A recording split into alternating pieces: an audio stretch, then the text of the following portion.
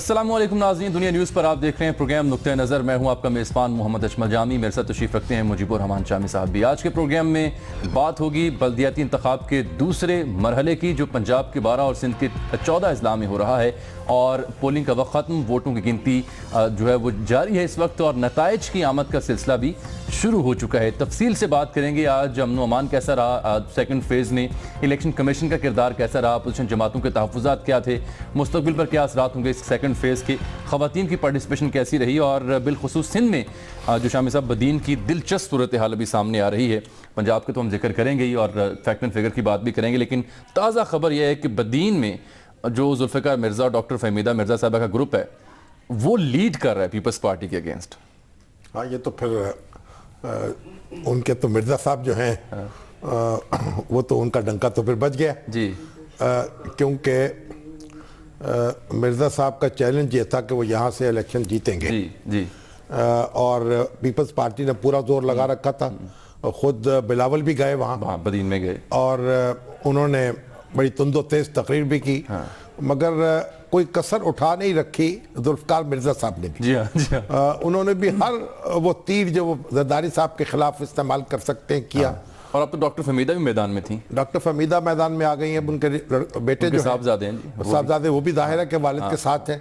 और जुल्फ़िकार मिर्ज़ा ने तो कह दिया था कि बिलावल जो हैं उन्होंने उनसे उम्मीदें लगाई थी, लेकिन अब वो उनको भी सलाम कर दिया। आज उन्होंने आज ही के दिन दोपहर के वक्त उन्होंने बयान दिया था डॉक्टर साहब ने कि जनाब आज जो टर्न आउट और जो नताइज होंगे वो मेरे मुस्तकबिल का फैसला करेंगे, और ऐन मुमकिन है कोई नई पार्टी भी को बना लें। ये जरदारी साहब पर तो उन्होंने तरह तरह के जो इल्ज़ाम लगाए। हाँ जी, वो कुरान भी उठाया था। आखिर तो 12 अफराद के कत्ल का इल्ज़ाम भी लगाया कि वो जेल में थे। जी जी। और उनके हुक्म पर कत्ल हुआ।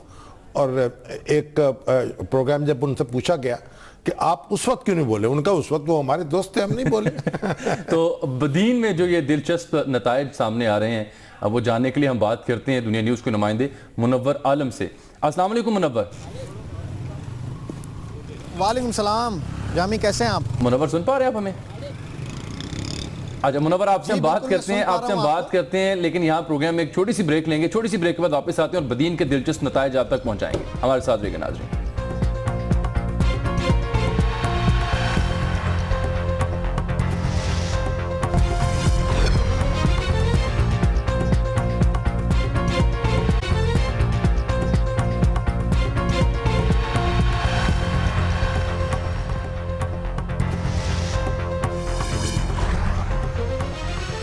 वेलकम बैक नाज़रीन। ब्रेक से पहले हम बात कर रहे थे बदीन की दिलचस्प सूरत हाल जो है। डॉक्टर जुल्फ़िकार मिर्ज़ा के शाम से मज़ीद ताज़ा बयानात कहते हैं पार्टी बनाने का इरादा था, नताइज का इंतज़ार कर रहा था, और बदीन में पीपल्स पार्टी की शिकस्त मकाफ़ाती अमल है। मुनव्वर आलम से सुन लेते हैं कि वहाँ नताइज हैं क्या। असल में मिर्ज़ा साहब का ये होम टाउन तो नहीं है। हाँ।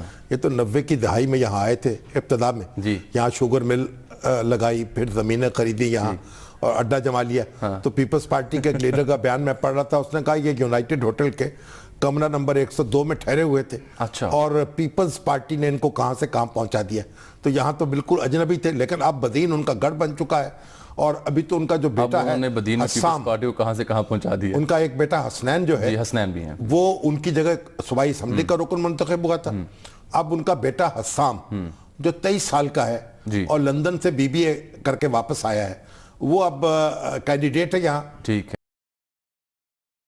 जो एक यूनियन काउंसिल है उसकी सतह पे उसका मुकाबला एक पीपल्स पार्टी के एक वजीर है पार्लिमानी अमूर के, उनके कजन से था। अच्छा। तो अब वो नई क़यादत यानी ये खानदानी सियासत जो मिर्ज़ा साहब की है, ठीक है, वो अब अरूज पकड़ रही है। ठीक है। मुनव्वर आलम भी हमारे साथ मौजूद हैं और सूबा सिंध के इंतहाई सीनियर सहाफ़ी जनाब नाज़ सेतू साहब भी हमारे साथ मौजूद हैं। मुनव्वर, सबसे पहले आपकी जानिब क्या नताइज अब तक सामने आए हैं बदीन से? मुनव्वर, देखिए बदीन 4 हिस्सों में तकसीम करें अगर, लेकिन अगर शहर की हम बात करें अब तक, तो जो सबसे बड़ा अपसेट है पाकिस्तान पीपल्स पार्टी बदीन के जो जनरल सेक्रेटरी हैं अजीज़ मेमन, वो एक वाज़े फ़र्क से हार रहे हैं। अब तक 80% जो रिज़ल्ट आए हैं उनमें उन्हें 700 वोट की जो है वो शिकस्त का सामना है, और ये तकरीबन 2 वार्ड अभी और रह गए हैं। तो लगता है ऐसा ही है कि ये 600-700 वोट से वो शिकस्त पा जाएंगे, लेकिन ये एक बड़ा अपसेट है। इसके अलावा अगर हम टंडो बागो, गुलारची, तलहार और बदीन, ये 4 इतालके हैं जहां पर इलेक्शन हो रहे हैं। टोटल 68 यूनियन काउंसिल हैं और 10 टाउन कमेटीज़ हैं, लेकिन 5 में क्योंकि इलेक्शन नहीं हो रहे, 5 में हो रहे हैं, जिसकी वजह से कुछ लेकिन हम हतमी तौर पर फतह नहीं कह सकते डॉक्टर जुल्फ़िकार मिर्ज़ा की, गो के इस वक्त वो आगे हैं, लेकिन अभी बहुत सारे रिजल्ट आना बाकी हैं। पाकिस्तान पीपल्स पार्टी भी अपना काफ़ी स्ट्रॉन्ग होल्ड रखती है। यहाँ से पाकिस्तान पीपल्स पार्टी के MNA हैं कमाल चांग, वो भी यहाँ से हैं। सिकंदर मेंद्रो जो कि पार्लिमानी अमूर के वजीर हैं सिंध के, वो भी यहीं बदीन से उनका ताल्लुक़ है। पप्पू शाह और यास्मीन शाह दो मशहूर शख्सियात हैं। 1 माह पहले, 1.5 माह पहले उन्हें ज्वाइन कराया गया पाकिस्तान पीपल्स पार्टी को। वो उससे पहले पाकिस्तान मुस्लिम लीग का हिस्सा थे और उससे सेनेटर भी मुंतखब हुई यास्मीन शाह परवेज़ मुशर्रफ दौर में। तो बदीन एक मुख्तलिफ सेगमेंट था, लेकिन क्योंकि जो शहर था, टाउन कमेटी जो थी, वो इस वक्त बदीन में डॉक्टर जुल्फ़िकार मिर्ज़ा उसका जो ग्रुप है वो उसमें आगे है। तो ये एक अपसेट है पाकिस्तान पीपल्स पार्टी के लिए। इसके अलावा जो गुलारची का इलाका है, वहाँ डॉक्टर जुल्फ़िकार मिर्ज़ा के मजबूत कदम काफ़ी मजबूत हैं, वो जीते हैं। उनके बेटे हस्साम भी इस वक्त 600 वोट की लीड से आगे हैं। तो जो रिजल्ट आ रहे हैं उससे तो अभी तक ये अंदाज़ा हो रहा है कि जुल्फ़िकार मिर्ज़ा खास तौर पर बदीन जो तालका है उसमें आगे हैं, लेकिन टंडो बागो, गुलारची और तलहार में वो काफ़ी पीछे हैं। टंडो बागो में जो हैं वो तकरीबन बराबर हैं और गुलारची में हाँ उनकी वाज़ेह अक्सरियत है, क्योंकि वो वहाँ पर अलाइंस में है पाकिस्तान मुस्लिम लीग नून के जो इस्माइल राहू हैं सिंध के सदर, उनके साथ उनका अलाइंस है। पाकिस्तान फंक्शनल लीग के साथ उनका अलाइंस है। सिंध यूनाइटेड पार्टी उनके साथ है। दीगर कौम परस्त जमातें उनके साथ हैं। तो काफ़ी वाज़ेह उनकी इस वक्त हम देख रहे हैं आगे की जानिब बढ़ रही है। जी, मतलब उन्होंने एक अपने वजूद का एहसास दिला दिया है, एक ताकतवर वजूद का। जी बिल्कुल ताकतवर वजूद का। जिस तरह उन्होंने काउंटर में ताकत का मुजाहरा किया था, बिलावल जिस दिन आए उसी दिन उन्होंने भी जलसा किया था। और हमने जो क्राउड की कंपैरिजन की थी तो काफ़ी बड़ा क्राउड उनके पास भी तकरीबन वैसा ही क्राउड था जैसे बिलावल भुट्टो जरदारी के। तो काफ़ी उनका जो शो था वो भी बहुत कामयाब शो था, ऐसा नहीं था। तो लग ऐसा रहा था कि वो भी एक बड़ी हैसियत रखते हैं यहाँ पर। और इस्माइल जो रिजल्ट आना शुरू हुए जिस तरीके इस्माइल राहू को जुल्फ़िकार मिर्ज़ा ने अपनी प्रेजेंस शो की। इस्माइल राहू को तो सपोर्ट किया था ना उन्होंने पीपल्स पार्टी के कैंडिडेट के मुकाबले में ज़िमनी इंतखाब में भी। जी बिल्कुल किया था। और वो इस्माइल राहू जो रिजल्ट आया था और सुप्रीम फिर हाई कोर्ट ने जो फैसला दिया था इलेक्शन कमीशन ने, उसमें नवाज चांडियो को उन्होंने उनका कामयाबी कलदम करार दे दी थी। नवाज चांडियो इस वक्त उनके मुकाबले पर जो वो सुप्रीम कोर्ट से स्टे पर हैं। तो ये एक बड़ा फैक्टर है क्योंकि उन्होंने भी 70,000 से ज्यादा वोट लिए थे इस्माइल राहू ने। बिल्कुल ठीक है मुनव्वर, आपका बहुत शुक्रिया। नासिब आपको भी शो में खुश आमदीद कहते हैं। आप ये फरमाइएगा कि ये अपसेट है या एक्सपेक्टेड था बदीन में ये सब कुछ होना? यहाँ शुरू से ही एक्सपेक्ट ये था कि टफ मुकाबला होगा। आप देखें कि पहला राउंड जो सिंध इलेक्शन का हुआ था उसमें पाकिस्तान सतह की लीडरशिप ने इलेक्शन कैंपेन नहीं की थी। सिंध में भी मरतबा तीन अजला में जो लोअर सिंध के अजला हैं उनमें इलेक्शन कैंपेन हुई। नवाज शरीफ साहब जो है कराची में एक दिवाली की तकरीब में आए, उसको अगर साइड पर रखा जाए तो बिलावल भुट्टो और मिर्जा साहब ने इधर ही कैंपेन की है और बहुत कांटे का मुकाबला होगा। इन्होंने सिर्फ इस वक्त इलेक्शन कैंपेन नहीं है, तोड़ जोड़ भी इस तरह की हुई थी। जैसे अभी आपके रिपोर्टर बता रहे थे कि पप्पू शाह और यास्मीन शाह जो फार्मर मिनिस्टर और फार्मर सेनेटर हैं, जब उन लोगों को पीपीपी में ज्वाइन करवाया तो उन्होंने उसका एक और तोड़ निकाला पीपल्स पार्टी ने भी, कि जो गुज़श्ता 2013 की इलेक्शन में एक लोकल इन्फ्लुएंशियल आदमी ताज मोहम्मद मल्ला पीपल्स पार्टी के मुकाबले में खड़ा था, उसने 28,000 वोट लिए थे, उसको उन्होंने पीपल्स पार्टी में शामिल करवाया है। तो एक बहुत टफ मुकाबला है। और मेरा अंदाजा ये है, जो रिपोर्ट है मेरे पास आज दिन भर की, सबसे ज्यादा टर्न आउट भी जो लोग निकले हैं वो बदीन में निकले हैं और बड़ा सेंसिटिव था बदीन। लेकिन ये अभी भी ये जो मुकाबला जो होगा वो कोई बड़े मार्जिन का बहुत ही कम फैसला हो सकता है। बड़े मार्जिन पे बहुत नेक टू नेक फाइट हो रही है। और ये 3 अजला में तो 3 तहसील में मुकाबला होगा। 2 तहसील जो है, जो तलहार और मातमी है बदीन जिले की, उनमें जुल्फ़िकार मिर्ज़ा साहब की इतनी स्ट्रॉन्ग प्रेजेंस नहीं है। पीपल्स पार्टी बहरहाल एक नेशनल पार्टी है, एंटी-पीपी वोट हमेशा सिंध में रहता है, तो वो रिफ्लेक्शन हमें इन 2 तहसीलों में भी नजर आएगा। आप ये बताइए कि इसके क्या असरात होंगे सिंध की सियासत पर आइंदा? क्या मिर्जा साहब जो हैं वो कोई पार्टी बनाने में या अपना एक पीपल्स पार्टी को एक सूबाई सतह पर चैलेंज करने में कामयाब होंगे? नजरियाती तौर पर यूं लगता है कि मिर्जा साहब एक खास मकमसे में फंसे हुए हैं क्योंकि वो पीपल्स पार्टी को, खुद को पीपल्स पार्टी से ये जो पीपल्स पार्टी है उस पर तनकीद करते हैं, लेकिन उसकी जो शरीक हयात हैं, उनके जो बेटे हैं वो पीपी के टिकट पे अभी असेंबली में हैं, उनको वो बेटे कहते हैं, पीपल्स पार्टी को छोड़ते नहीं है लेकिन तनकीद करते हैं। वो अगर एक अलग पार्टी या अलग अंदाज देते हैं तो देखिए कैरियर में बड़ी मुर्दा साहब की बड़ी हार्ड लाइंस भी हुई है, जो गो के पाकिस्तान में पॉसिबल सब कुछ होता है, लेकिन एमक्यू और उनका एमक्यूएम का एक रोल बनता है, वो मामलात हैं। तो मिर्जा साहब के लिए बहुत तंग गली है और वो बहरहाल उस तंग गली में खेलना जानते हैं। मिर्जा साहब के मजाज में ये है कि वो जब घेरा तंग हो जाए तो वो ज्यादा स्ट्रांग और पावरफुल हो गया। मगर उनकी जो बेगम है और उनके बेटे ने उनको डिसऑन नहीं किया, बेटे दोनों उनके साथ हैं और बेगम भी उनके साथ है। बिल्कुल ये उन्होंने नहीं किया और जाहिर है वो फैमिली में हमारे ट्रेडिशनल रिवायात जो मामलात हैं उसमें फैमिली अलग डिस्टेंस पे नहीं हो सकती, ये कंपल्सन था। अगर आपके याद में हो तो शुरू में डॉक्टर फहमीदा मिर्जा साहबा बड़े फासले से रहती थी इनके मामलात से, लेकिन बाद में जब हालात बिगड़े तो जाहिर है वो भी आई बीच में, और आज भी वो बड़ी एक्टिव रही है। आज जहाँ पोलिंग स्टेशन पे वो गई है, पोलिंग स्टेशन पे उनके कुछ वीडियोस ऐसे आए हैं वो पुलिस एतराज कर रही है। उस पर तो नफीसा शाह साहब ने दरख्वास्त भी दे दी ना कि सिटिंग एमएनए क्यों गई है पोलिंग डे पे पोलिंग स्टेशन में। ये मतलब एक्टिवली उन्होंने कैंपेन किया था और उस तरीके से ये एक आग और पानी का जो मिलाप है वो उनको एक तरीके से स्ट्रेटेजिकली फायदा भी दे रहा है। मिर्जा साहब बड़े होस्टाइल गुफ्तगू करते हैं और डॉक्टर फहमीदा साहबा बड़ी कैलकुलेटेड गुफ्तगू करती हैं, तो लोगों का जो उस तरीके से। ठीक है जी, बहुत शुक्रिया नासिर साहब आपका, बहुत खड़े साथ है, फैमिली पूरी है। हाँ जी, यानी उनकी जो फैमिली है मिर्जा साहब की, उनकी बेगम साहबा, उनके 2 बच्चे, एक बेटा तो एमपी है और दूसरा बेटा इस वक्त जो बदीन की क़यादत का दावेदार है, तो वो सारे उनके साथ खड़े। एक तो पीपल्स पार्टी 2008 में 4 सूबों में थी, फिर हमने देखा सिंध तक महदूद हो गई, अब सिंध में भी नहीं। अब इस तरह हम ये नहीं इतना अपना फौरी तौर पर इतना बड़ा नतीजा नहीं निकालना चाहिए, लेकिन बहरहाल एक अगर दूसरी सियासी ताकत उभरती है तो ये अच्छी बात होगी। यानी पीपल्स, मगर ये नहीं है कि पीपल्स पार्टी की बरसात वहां बिल्कुल उलट जाएगी एक आनन फानन, लेकिन मिर्जा साहब जो है उनके लिए मैदान जो है वो खुल गया है। ठीक है नाज़रीन, यहाँ वक्त है प्रोग्राम में एक ब्रेक के बाद वापस आते हैं तो पंजाब की सियासत का हम जिक्र करेंगे, बल्दियाती इंतखाब के हंगाम, एक ब्रेक के बाद।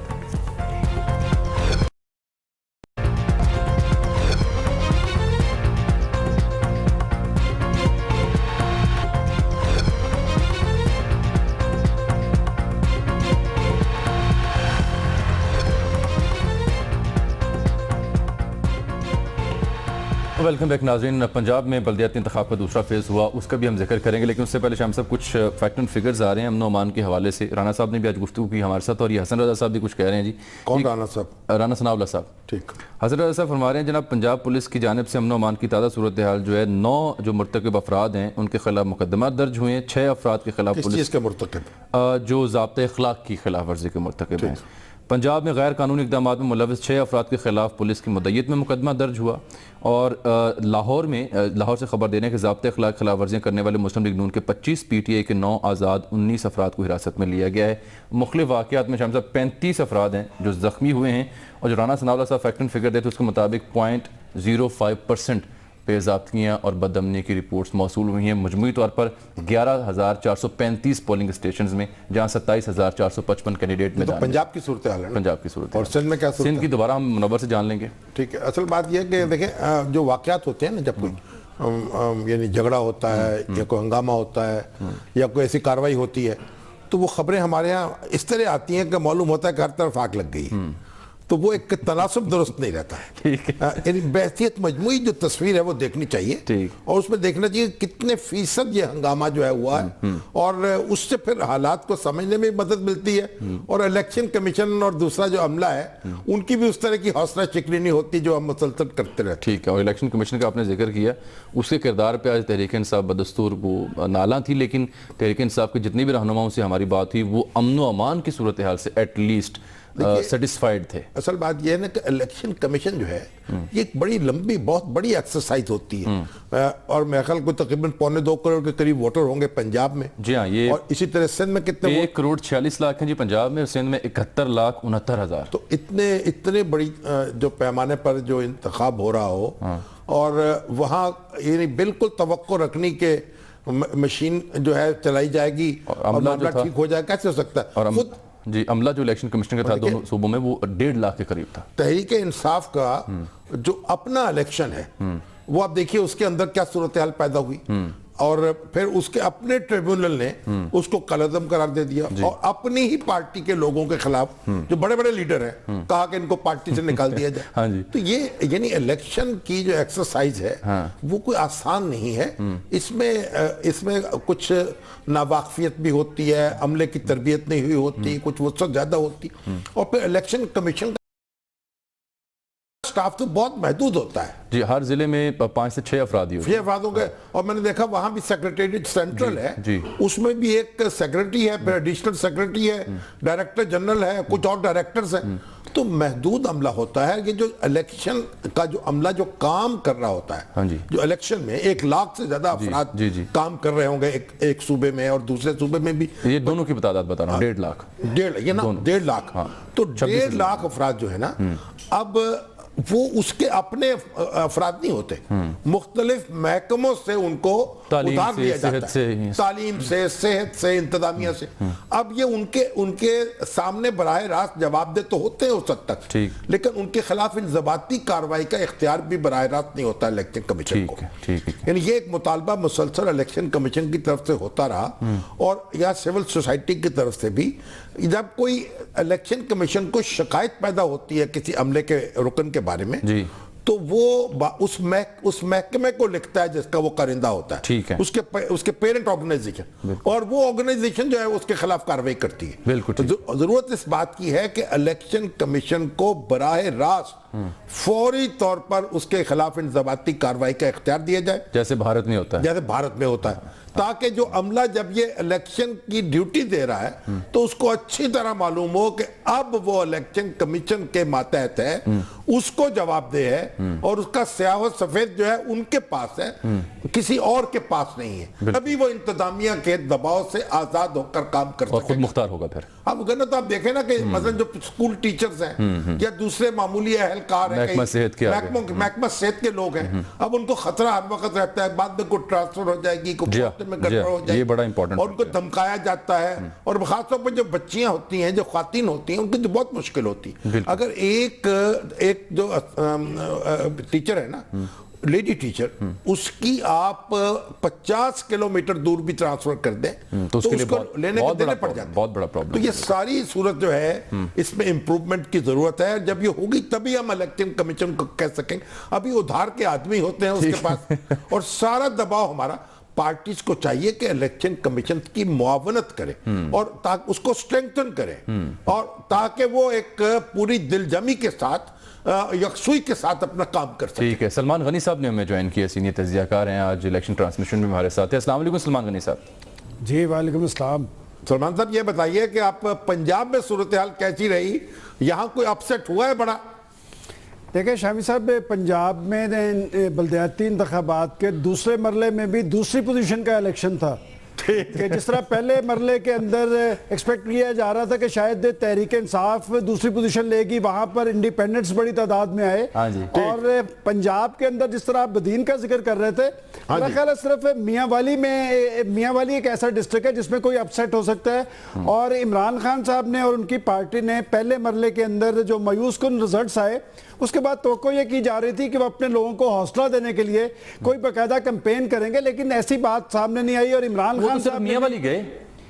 खान साहब ने भी जामी अपने आप को महदूद कर लिया मियां वाली तक, क्योंकि मियां वाली के अंदर इनके कोई सूबाई असम्बली के अरकान थे। मैं समझता हूं कि अगर कोई 12 अजला में से कोई अपसेट हो सकता है तो वो सिर्फ मियां वाली की हद तक हो सकता है। मगर सलमान साहब, अगर मियां वाली में इमरान खान जीत जाए तो अपसेट नहीं होगा, अगर वो हार जाएंगे तो अपसेट होगा।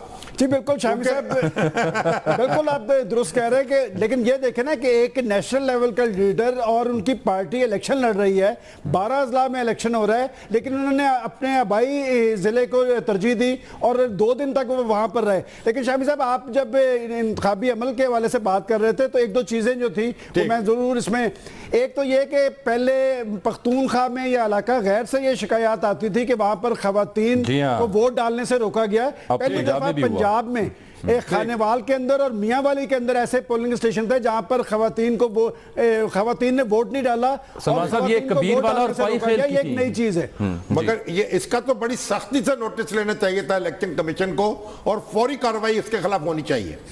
बिल्कुल जी, इलेक्शन कमीशन को भी और सियासी जमातों को भी चाहिए कि इस तरह की सूरत जिस जगह पे हो रही है सियासी जमातें अपना रोल अदा करें। और एक बात, जब आप पंजाब में लॉ एंड ऑर्डर डिस्कस कर रहे थे तो राना सनाउल्लाह साहब ने आज हमारी ट्रांसमिशन में ये भी बताया, जिन 15 लोगों की गिरफ्तारी का जिक्र कर रहे थे उसमें 9 लोग जो हैं वो पाकिस्तान मुस्लिम लीग नून से पाकिस्तान मुस्लिम लीग नून से उनका तल्लुक है। और मैं जो मेरे पास एक खबर है कि पंजाब के चीफ मिनिस्टर वो इंतखाबी नताइज से ज्यादा दिलचस्पी उनकी पंजाब के अंदर लॉ एंड ऑर्डर के हवाले से थी, इसलिए कि आपको याद होगा कि पहले मरले में भी पोलिंग के अमल के दौरान लॉ एंड ऑर्डर का कोई मसला नहीं हुआ था, लेकिन उसके बाद कुछ वाकयात हुए थे। मैं समझता हूं कि आज का दिन इस हवाले से अहम है सिंध और पंजाब में कि कोई बड़ा वाकया वहां नहीं हुआ। सिंध में जो खैरपुर में हुआ था पिछले मरहले में, वो तो बहुत ही शर्मनाक था, लेकिन अल्हम्दुलिल्लाह इस तरह की कोई वारदात अब नहीं हुई। ठीक है सलमान साहब, बहुत शुक्रिया, आपने वक्त दिया। Thank you very much sir for being here with us in this show. Shami साहब, अब आपने जो बात की थी इलेक्शन कमीशन के इख्तियार की, तो अदील वड़ाई साहब टेलीफोन लाइन पर हैं। तो हम डिस्कस कर चुके हैं, लेकिन फिर उनसे जरा गुफ्तगू कर लेते हैं। अदील, आप हमारे साथ टेलीफोन लाइन पर हैं? चले दोबारा उनसे हम रब्ता कर लेंगे। तो वही सूरत हाल तकरीबन निकली है जी दूसरे मरहले में जो पहले मरहले की हमें बज़ाहिर नजर आई थी। देखिए बात के जो ये जो तहरीक इंसाफ है ना, ये तो एक ऐसी जमात है कि इसको अपने आप से सबसे बड़ा खतरा है। मैं तो जब से ये जमात बनी है और इसके मुख्तलिफ लोग इसमें शामिल होते हैं और जब मुझसे इनके कारकुन मिलते हैं, इनके लीडर मिलते हैं, दूसरी जमातों के लोगों को उतना डिस्कस नहीं करते जितना अपनी जमात के लोगों को करता है। उनके खिलाफ इतना गमो गुस्से का आधार नहीं करते जितना अपने लोगों के खिलाफ करते। 30 अक्टूबर का जो वाकया था उसके भी कुछ असरात हैं? नहीं, उस 30 अक्टूबर का वाकया तो जलसे का वाकया था ना, उसमें और क्या वाकया? नहीं, जो सेपरेशन हुई। नहीं, सेपरेशन तो अब हो गई जो हो गई, क्योंकि वो भी देखिए असल बात ये, वो सेपरेशन तो अभी रेहम खान जो है रोजाना इंटरव्यू दे रही हैं और मेरा पता नहीं उनको इस इंटरव्यू की पैसे मिल रहे हैं। अब तो बीबीसी को उन्होंने पहला टीवी इंटरव्यू भी दे दिया। टीवी इंटरव्यू पहले 3 मज़ामीन छपे गार्डियन में, संडे और लंदन में ही उन्होंने डेरा लगाया है। पाकिस्तानी मीडिया को तो अभी तक उन्होंने ये शर्फ नहीं बख्शा कि बराह रास्त उनसे मुखातिब हो जाए। लेकिन वो अब आपने बात कहाँ दूसरी छेड़ दी है। बात यह है कि रेहम खान जितनी भी गुफ्तगू कर रही है ना जी, अब उसमें कुछ फुसफुसापन आता जा रहा है। ठीक है, कंटेंट नहीं रहा। वो ये नहीं, वो क्या कहना चाहिए कि वो हेडलाइन ही निकल रही है, वो उसके अंदर कुछ वो मीट नहीं रहा, स्पार्क जिसे कहते हैं। अब उन्होंने ये, लेकिन उन्होंने अपने आप को कुछ संभाला है मेरा ख्याल। अपने इंटरव्यू में तो उन्होंने यही कहा कि भाई देखिए हम दोनों की जिम्मेदारी थी, हम दोनों जो है वो शादी 100 साल का हमारा तजुर्बा था मिल मिला के दोनों का, एक 60 साल का बाबा और एक 40 साल खातून, और वो मिल के भी उनका तजुर्बा जो था उनको साथ रहने का ढंग नहीं सिखा सका। और मेरी जो पीटीआई के दोस्तों से भी बात हो रही थी, वो कहते हैं अगर रेहम खान जो है थोड़ा सा अपने मजाज पे काबू पा लेती और तो शायद इस मामले की नौबत ना आती।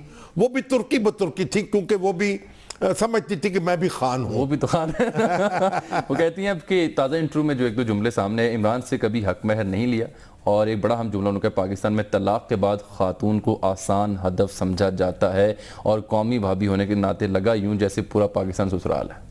ना ससुराल है। देखिए भाभी की तो बड़ी इज्जत होती है और उनकी बड़ी इज्जत की गई, और भाभी अगर उनका कहा गया, मोहब्बत से कहा गया, प्यार से कहा गया। लेकिन मुझे कहते तलाक के बाद खातून को हदफ बनाना बड़ा, तलाक के बाद भी कोई वो जो उनके चंद जाले तो होते हैं, कोई ऐसी सूरत हाल पैदा नहीं हुई।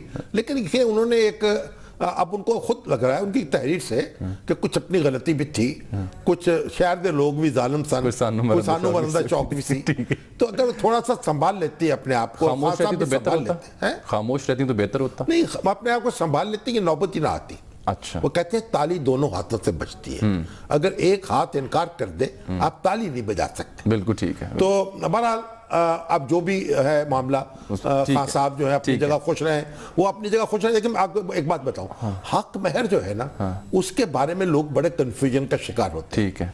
हक महर जो है औरत का हक है कि जितना चाहे मुतालबा करे ठीक। और उसका हक महर मुकर्रर किया जाए।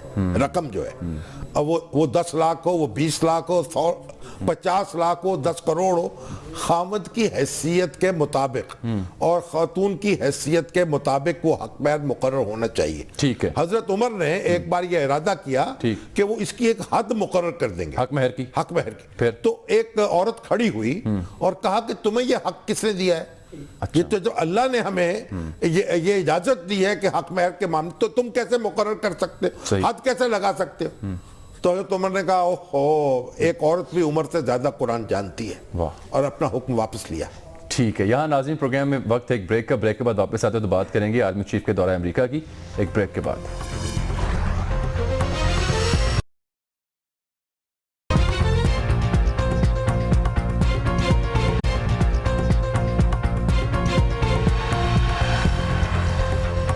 वेलकम बैक नाज़रीन। आर्मी चीफ का दौरा अमेरिका, डॉक्टर मोईद यूसुफ ने हमें ज्वाइन किया अमेरिका से, उनसे बात कर लें। डॉक्टर साहब अस्सलाम वालेकुम, बताइएगा कैसा जा रहा है दौरा America chief of army staff का? जी वालेकुम अस्सलाम। जामी साहब, अभी तक तो दौरा बिल्कुल जो तवक्कुआत थी उसी तरह चल रहा है। उनकी मुलाकातें पेंटागन में ज्यादा हुई हैं, उसके बाद कैरी साहब से भी हुई, फिर उन्होंने कुछ जो एक्सपर्ट थिंक टैंक के लोग हैं उनसे छोटे मुलाकातें की हैं, कोई बड़ी तकरीर उस तरह नहीं। आज कुछ पाकिस्तानी कम्युनिटी और जो पाकिस्तानी एक्सपर्ट यहाँ हैं उनसे मुलाकात करेंगे। लेकिन कोई आपसे आज मुलाकात होगी? आज शाम को जी उन्होंने एक एम्बेसी में इवेंट रखा हुआ है, उस पे मुलाकात होगी जो पाकिस्तानी यहाँ पे एक्सपर्ट्स हैं उनसे। ठीक।